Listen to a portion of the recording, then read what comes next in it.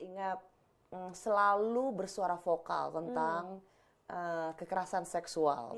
Ya, sebenarnya soal kekerasan seksual itu adalah perjuangan kemanusiaan. So bukan karena perempuan saja, tapi sebenarnya semua. Ini tentang kemanusiaan. Amerika dulu pernah diributkan dengan Me Too. Nah sekarang aku pengen ngobrol nih ya. Ini sebenarnya terjadi di Amerika, oke? Johnny Depp sama Amber Heard. Tapi Indonesia itu rame sekali. Itu jadi trending topik. Apalagi belakangan Kate Moss ikut menjadi saksi. Banyak artis yang jadi saksi ya. Iya, sebagai ex pacarnya Johnny Depp. Ya, aku ngikutin tapi memang nggak mungkin sepanjang sidangnya. Kalau overall, Cinta Laura lihatnya gimana? Aku harus jujur, aku sama sekali nggak ngikutin. Hanya kadang-kadang kalau lagi scrolling TikTok ngelihat beberapa klip-klip, jadi aku tahu esensinya, tapi nggak tahu detailnya. Jadi kalau salah, I'm sorry. Essentially begini, aku punya prinsip, dan ini prinsip yang harus dipunya oleh setiap negara, bahwa the victim is always right until further proven. Gitu. Kita harus selalu berpihak pada korban sampai ada pembuktian selanjutnya. Iya, exactly. Jadi dengan kasusnya Amber Heard, jika memang dia mengalami kekerasan atau pelecehan di masa lalunya, aku senang sekali dia, melaporkan hal tersebut, didengar, dan ya Johnny mendapatkan konsekuensinya. Ya tidak bisa main film ini, main film itu, banyak konsekuensi macam-macam. Sekarang isu yang dikatakan oleh orang-orang adalah ada clause di hukum Amerika yang mengatakan, oh, you can fight back saying it's defamation. Ya, pencemaran nama baik. Pencemaran nama baik. So, ini menjadi anti-Me Too, seperti kita bicarakan di balik layar tadi.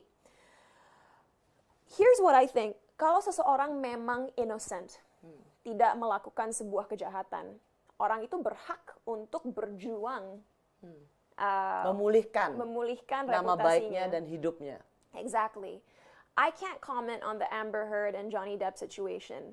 Kalau memang kenyataannya adalah Johnny Depp pernah melakukan sebuah kejahatan kekerasan atau pelecehan, then I think it's so petty that karena egonya kena, dia akhirnya fight back dan bilang, oh ini defamasi.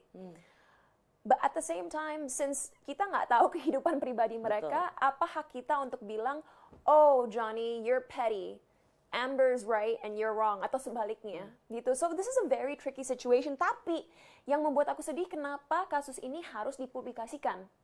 Karena dengan kasus ini dipublikasikan, orang-orang yang memang pelaku kekerasan atau pelecehan akan berpikir, oh, okay, you know what, I can get out of this.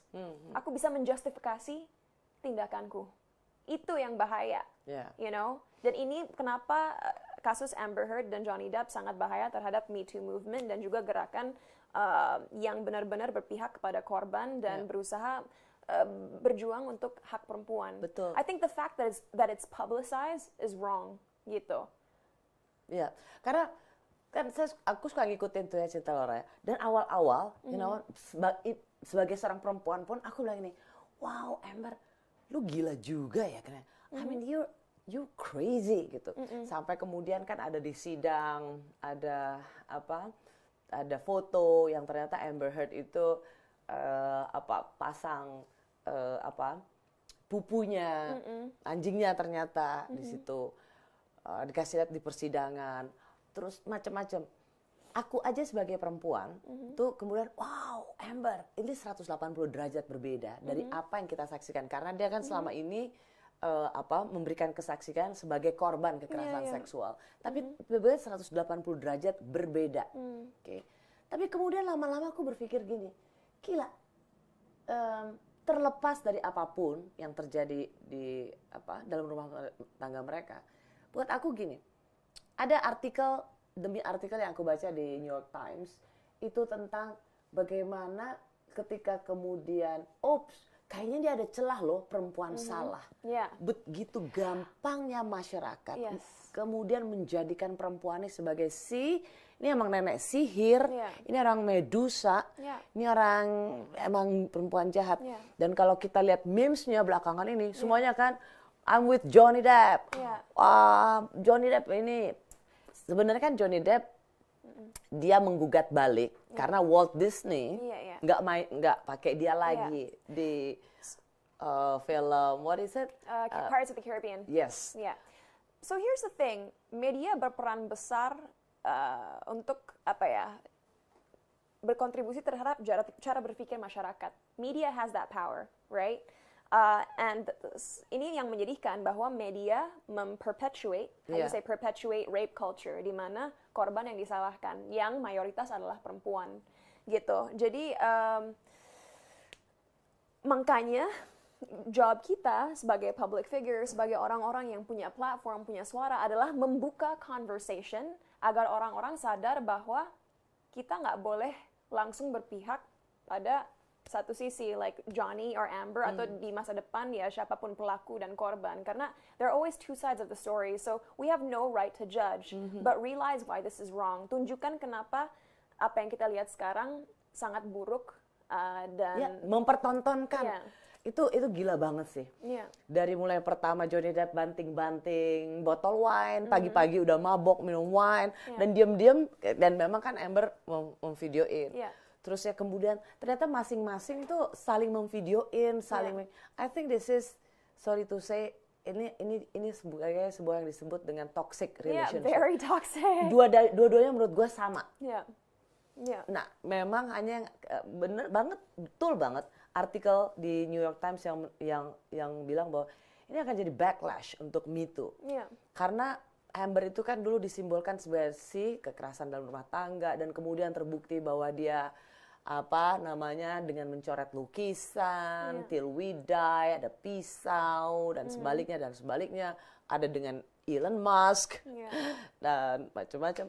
Saya bilang, wah berat loh ke depannya Me Too yang dulu jadi campaign pertolongan pada korban, gerakan untuk memberikan perlindungan pada korban, dengan seperti ini itu kayak backlash. Tapi ini adalah bukti bahwa manusia itu broken. Manusia itu sebenarnya rusak kan, tapi bagaimana kita bisa meng-equip setiap penduduk, mau itu di Indonesia atau penduduk dunia, dengan knowledge dan tools yang cukup agar mereka bisa coping dengan brokenness tersebut, bagaimana mereka bisa mengatasi emosi-emosi dan pikiran yang mereka miliki. Makanya ada gerakan Act of Love juga kan, this is one of my missions. Memang ini sangat long term, dan Act of Love ini adalah sebuah gerakan yang aku harap akan menjadi legacy bagi aku dan timku, gitu. Tapi human beings are broken, and kasus Amber Heard dan Johnny Depp menunjukkan bahwa people can be super messed up, and there's nothing we can do about it. Seharusnya kita nggak menghakimi, tapi bagaimana kita bisa meminimalisir kejadian-kejadian ini di masa depan dengan membuat masyarakat aware pros and cons dari situasi ini, Dan saya ngobrol kan sama teman-teman nih, Cinta Laura, karena dia kan sebenarnya di The Sun, tabloid di Inggris, kan diwawancara. Dan ditulis sebagai Johnny Depp itu sebagai pemukul istri, wife beater. Yes, Johnny Depp menggugat, tapi kalah. Nah, kemudian puncaknya sebenarnya di Washington Post, si Amber nulis op-ed di situ. Disitulah kemudian diputuskan Walt Disney. Kadang-kadang juga ini satu pelajaran menurut aku. Amber, lo mestinya juga udah cukup ya. I mean, like kadang-kadang enough is enough. You already won the just leave it. Just leave it. Exactly. Ada orang yang juga punya batas, apalagi kemudian Johnny Depp diputus itu semua. Ya memang kalau ngeliat terlepas dari siapa timnya Johnny Depp, siapa di sini sampai kayak begitu di Amerika, I'm with Amber, tapi nggak ada yang with Amber. Amber udah sekarang kayaknya udah hilang lah begitu. Siapa yang with Johnny Depp, semuanya the voice for Johnny Depp. Tapi emang selain ini toxic relationship, emang buat saya juga ini satu pelajaran buat kita semua, terutama para perempuan gitu. Karena bagaimanapun juga Me Too itu masih terus harus diperjuangkan. I think the lesson is this, apalagi buat negara kita ya, karena negara kita adalah negara yang berbasis patriarki. Yang kita harus ajarkan kepada masyarakat, apalagi bagi perempuan dan laki-laki adalah Me Too movement atau feminism bukanlah sebuah gerakan yang ingin menjatuhkan laki-laki atau memandang laki-laki di bawah perempuan. All we're asking for is equal opportunity. Yep. Ya.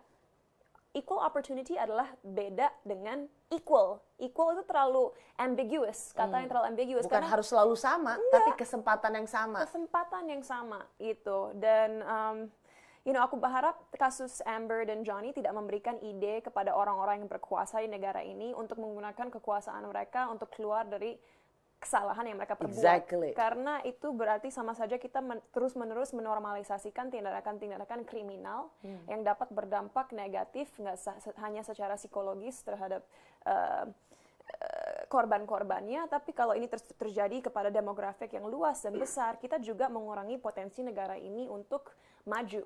You know, if we're breeding a society that's traumatized, that's scared, and unable to fulfill their potential as citizens, ini kalau kita mau bicara numerik ya, bisa berdampak kepada ekonomi negara ini. Because I'm sorry, kita nggak bisa menjadi ekonomi keempat terbesar di dunia pada tahun 2045 kalau kita hanya mengandalkan 50% dari penduduk negara ini, yaitu laki-laki.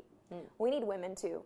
Because Gitu. women lebih banyak. Yeah, Jadi exactly. perempuannya harus berdaya, kalau nggak bisa. Yeah. Anyway, you wanna know my bad about the result? Kira-kira juri ini? Oh, sure. Kalau aku, I don't know. Semua kan akan bilang Johnny Depp menang. Dimenangkan oleh juri. I think, you know what I think? Ini hanya ini loh ya. Yeah. Hasil melihat live-nya berjam-jam. Menurut aku Amber bisa menang. Oh ya? Ya. Not because apa